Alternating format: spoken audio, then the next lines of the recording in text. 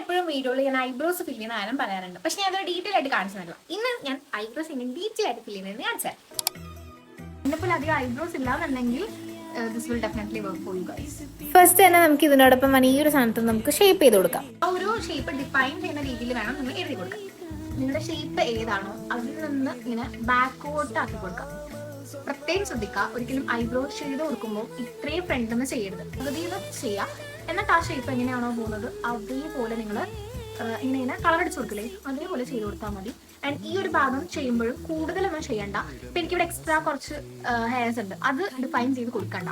ആ ഷേപ്പ് എങ്ങനെയാണോ പോകുന്നത് ആ നടുക്കത്തെ ഭാഗം മാത്രം ഫിൽ ചെയ്ത് കൊടുക്കുക. എക്സ്ട്രാ ഹെയർസ് മുകളിലും താഴെയുള്ളത് ഷെയ്ഡ് ചെയ്യുക. ഭയങ്കര ഡാർക്ക്നെസ് കൂടി വരുന്നുണ്ടെങ്കിൽ നിങ്ങൾക്ക് അത് അതേപോലെ സ്പൂൾ ചെയ്ത് കൊടുക്കുക. അപ്പോൾ ഭയങ്കര നാച്ചുറാലിറ്റി ലുക്ക് കിട്ടും കേട്ടോ.